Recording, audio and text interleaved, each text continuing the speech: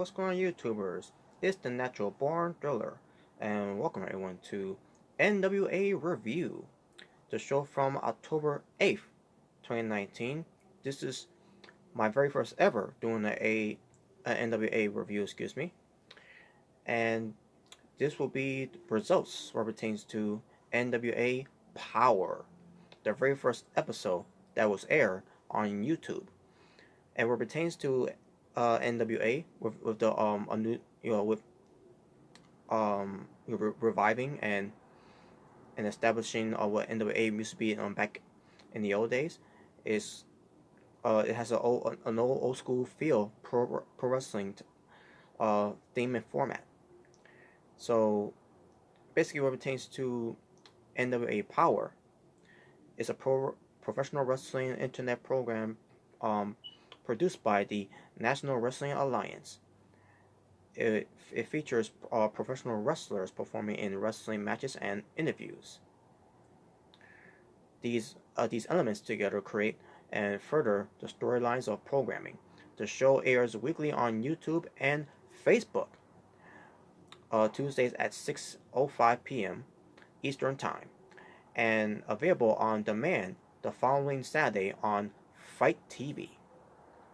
The first television tapings were held back in September 30th and October 31st of 2019 at the Georgia Public Broadcasting Studios in Atlanta, Georgia, with the episodes debuting on October 8th, which was from on the Tuesday night. The weekly shows will be built to the NWA's pay-per-views events. So, yeah, basically, folks, I cannot wait, for what pertains to doing what pertains to doing NWA reviews, what pertains to NWA, weekly shows on YouTube and Facebook, Powerrr, because the power is back for NWA, National Wrestling Alliance. The official theme song for NWA Powerrr is "Into the Fire" by Duckin. And what pertains to your commentators, it was Jim Cornette, who was a color commentator, along with the play-by-play commentator Joe Gallin. Galley. I meant to say Joe Galley. Excuse me. And it was another broadcast team as well, along with them, who does interviews and ring announcing. His name is David Marquez. So, that being said, let's get right into it.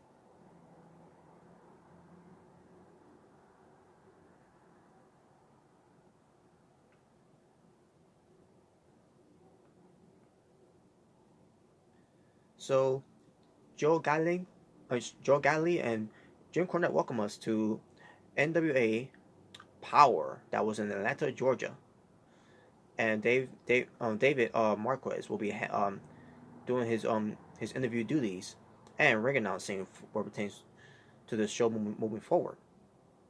So we first have David Marquez introducing the NWA World's Heavyweight Champion Nick Aldis, being accompanied by Kamali, and he basically cuts a promo where pertains to pulling over the NWA World's Heavyweight Championship, where he's holding on to it for a long year reign, and he's more chance to chasing the 10 pounds of gold, and NWA is going from a punchline to a headline, and he's going to be challenging Tim Storm for the NWA World Championship title, for the main event on NWA Powerrr, and he is Nick Aldis, who's the NWA World Heavyweight Champion. He is the national treasure for a good reason. So we get the first match here. We get the Dawsons versus Sal Reno and Billy Buck. This was a showcase for the excuse me. This was a showcase for the Dawsons, as they won in the squash match against the two enhancement tag team talents. After the match, the Dawsons went to go to interview with David Marquez to talk about how there ain't nobody that can do anything about it, what pertains to what they can do in the ring. They're here to fight for at anyone that they want to, and they're basically in the way they're bullies, and what pertains to bullying everyone. And basically my first impression of them, they're I love how they carry themselves, you know. Then we get to Idols promoting and plugging his wrestling school, and yeah, Austin Idols is still around and still active in professional wrestling, and he wants to you know help out anyone that wants to become wrestlers to make money in professional wrestling to go to his school. Next we get to Joe Galli. He interviews Eli Drake, who's part of NWA. So basically, Eli Drake goes, say, "Let me talk to ya," and basically talks about, everywhere you look in wrestling today, there are a bunch of children running around as wrestlers, and says that in the NWA they got grown men in NWA and men who want to be the best, and basically he wants to go he wants to become a champion in NWA, where it pertains to to the NWA World's Championship or to the national championship. And basically let's everyone know that that's not an insult, that is just a fact of life. So Eli Drake goes up against Caleb Conley. Match itself, both men looked good in the match, back and forth action, where Eli Drake gets the win over Caleb Conley. Also, we get this guy named Joseph comes out of nowhere. He basically calls out James Storm, who is the national champion. Excuse me. So he's trying to call out James Storm and everything. After James Storm finally comes out, who is the NWA National Heavyweight Champion. Just to correct myself there. So James Storm basically got face to face with Joseph, and basically told him to go back to his desk job, because when you look into James Storm's eyes, Joseph knows that he knows Joseph is nothing but a joke, and all of a sudden they start fighting, and we get a pull apart. I should also point out too, by the way, we have Brian Hebner, the son of Earl Hebner, who is part of NWA as an official referee for NWA. Then next we get to the Wildcats. The Wild Cards. I meant to say, versus Danny White and Means.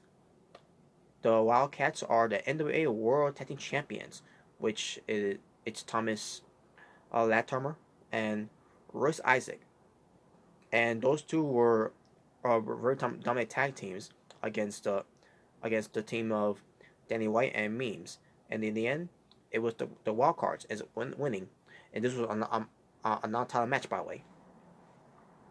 After the match, they went to get an interview with David Marquez, and basically talking about how they're the best. This is the best tag team division in professional wrestling, where it pertains to being the NWA World Tag Team Champions. Also, we get Eddie Kingston coming out of nowhere and basically talking about how lame they are as champions, and he wasn't out there to disrespect them, but the champs look great. All Jack know that, and all tan, and how basically, however, means nothing in Kingston's world. And basically, more trash talking happens. All of a sudden, Homicide comes in, because it looks like the Wild Cards was going to go after Eddie Kingston there, but Homicide comes out of nowhere to be alongside with Eddie Kingston. Meanwhile, James Storm and Joseph, Joseph, they end up continuing fighting, and then we start have a match between these two, James Storm versus Joseph, where Joseph goes after James Storm, super kicks him, last call super kick, gets the win in a quick squash. After and then he picks him up and gets another last call super kick, and then puts his thumb into his mouth, make him sleep like a baby. And all we could say is to Joshua, to Joseph, sorry about your damn luck. And finally, the main event for the NWA World's Heavyweight Championship. The champion, Nick Aldis, who's being covered by Kamali versus Tim excuse me, Tim Storm. And this story between these two was built up where if Nick Aldis loses, Tim Storm is the champion. But if Tim Storm loses, this will be the last time he'll ever get a shot at the NWA World's Heavyweight Championship. So the match happens. It's been a very good main event match, back and forth. And at one point we had a low blow with referee I believe there was a referee bump if I recall.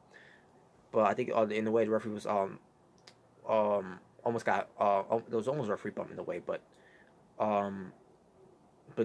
Tim Storm is going for a low blow to the national treasure, Nick Aldis. And then also later on, we had Nick Aldis trying to go for a clothesline to Tim Storm on the outside. All of a sudden, he accidentally hits Kamali instead, his valet.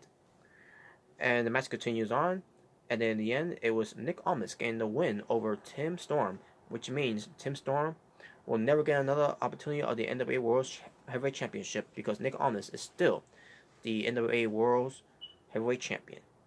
After the match, we had Joe Galli, interviewing the champion and the valet of the national treasure Nick Aldis, Kamali, pretending that she's okay, and pretends the whole close the miscommunication, and Nick Aldis basically took offense of that when Joe Galli was trying to stir something up in a way, but in the end, it didn't matter because at the end of the day, Nick Aldis and basically Kamali is finally, and the show ends, with the champion reigning on and standing tall. And the show itself, I thought it was a good show. Toma Wrestling obviously was 4 matches, and well, actually not 4 matches. Excuse me, I believe it was 5 matches. It was 5 matches actually, yes. And it'll be more for these shows of NWA Powerrr every weekly on a Tuesday night at 6:05 p.m. Eastern Time on YouTube or on Facebook, whichever you prefer to watch. Or if you don't get a chance to watch it live on that time, you can watch it later on Fight TV on the Saturday on demand. But yeah, there was only 5 matches on the card here, which was good. On a 1-hour show, and I enjoyed it. My very first NWA show I ever watched, and I was impressed. Old school feel, old school wrestling is back, old school mentality, old school atmosphere, old school theme, old school everywhere for NWA, bringing back the old school wrestling that professional wrestling needed in this day and age. My overall scoring for the show, I'm gonna give it a 9 out of 10. And with that being said, thank you all for watching. For It's Natural Born Thriller, saying peace on the streets. For this was your NWA review, where it pertains to the show NWA Powerrr. Until next time, where it pertains to this NWA review, take care.